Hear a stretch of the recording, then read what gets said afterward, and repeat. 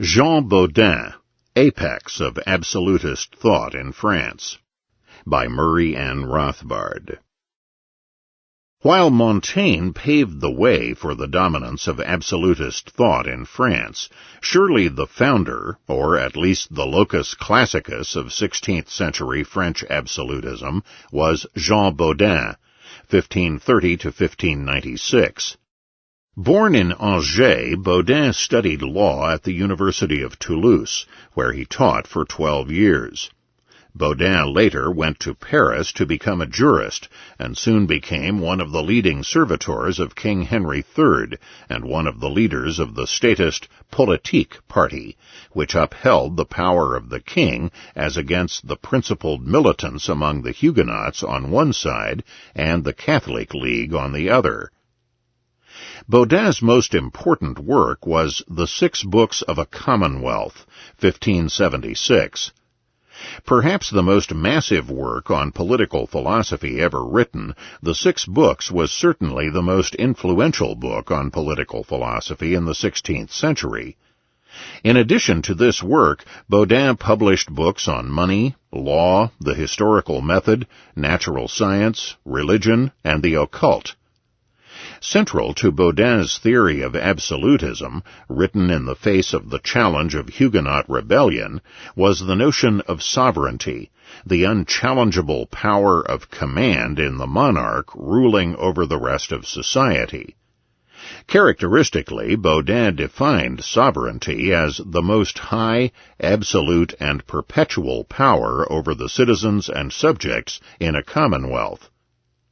Central to sovereignty in Bodin was the sovereign's function as lawgiver to society, and the essence of lawmaking was command, in exercise of will with binding force. Since the sovereign is the maker or creator of the law, he must therefore be above that law, which applies only to his subjects and not to himself. The sovereign, then, is a person whose will creates order out of formlessness and chaos. The sovereign, furthermore, must be unitary and indivisible, the locus of command in society. Bodin explains that we see the principal point of sovereign majesty and absolute power to consist in giving laws to subjects in general without their consent. The sovereign must be above the law that he creates, as well as any customary law or institutions. Bodin urged the sovereign prince to follow God's law in framing his edicts, but the important point was that no human action or institution could be employed to see that the prince follows the divine path, or to call him to account. Bodin, however, called upon the prince to rely for advice or counsel on a small number of wise advisers, men who, allegedly lacking motives of self-interest, would be able to aid the king in legislating for the public good of the entire nation.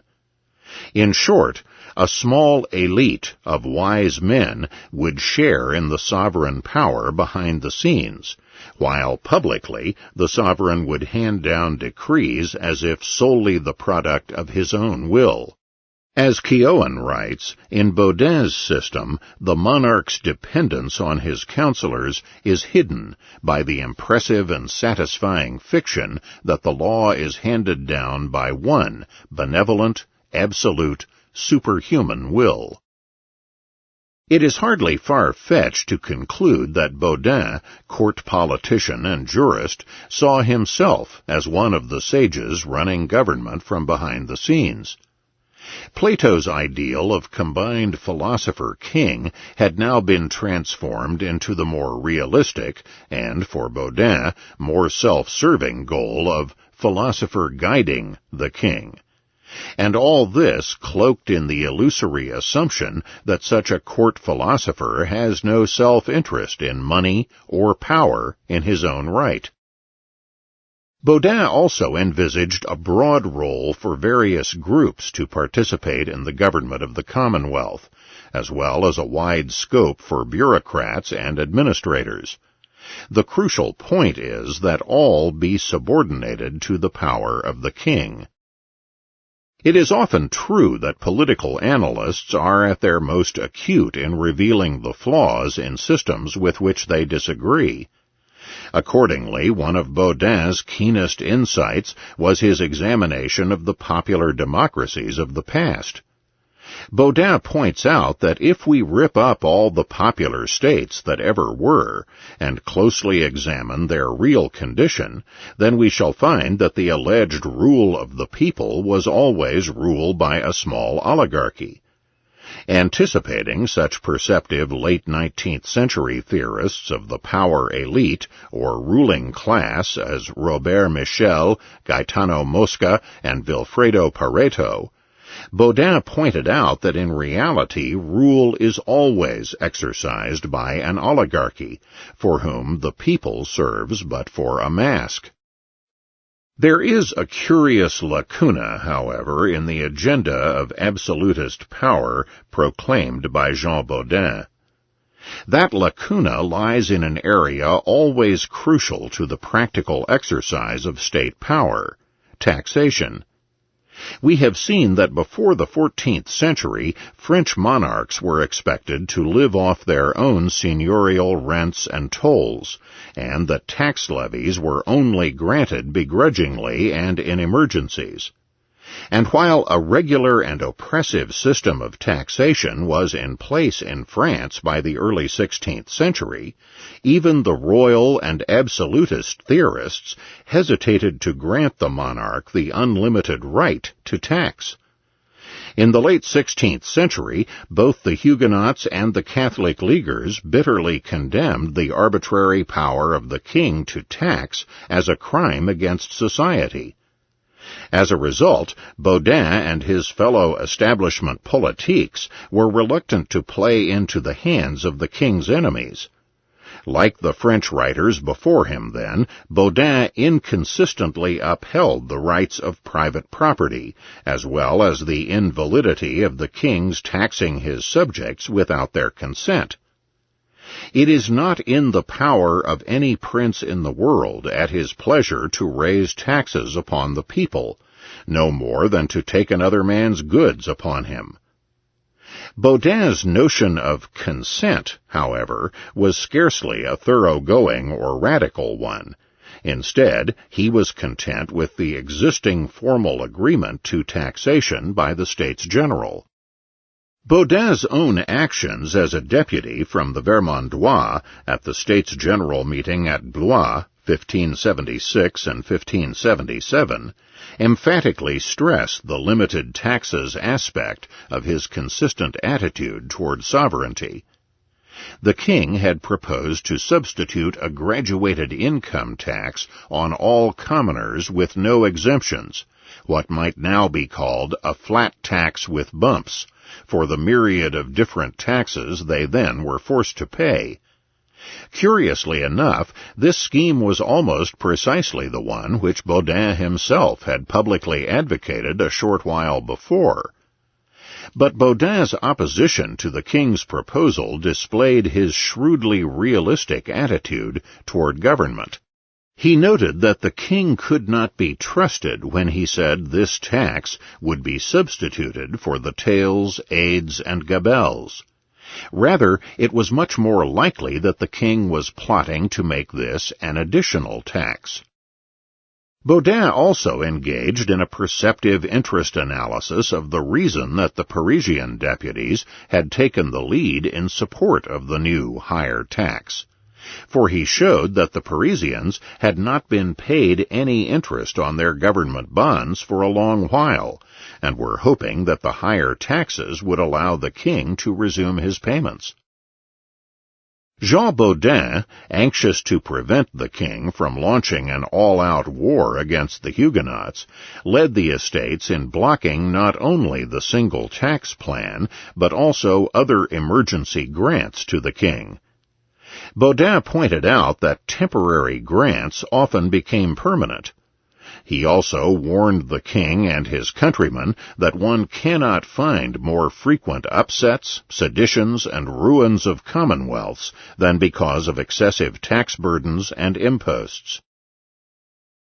Among the absolutist writers following Bodin, the 17th century servitors of the absolute state, all hesitance or piety to the medieval legacy of strictly limited taxation was destined to disappear. State power, unlimited, was to be glorified. In the more narrowly economic sphere of the theory of money, Bodin, as we have seen above, has long been credited by historians with pioneering the quantity theory of money, more strictly, the direct influence of the supply of money on prices, in his Response to the Paradoxes of Monsieur de Malestroit, 1568. Malestroit had attributed the unusual and chronic price increases in France to debasement, but Bodin pinpointed the cause as the increased supply of specie from the New World.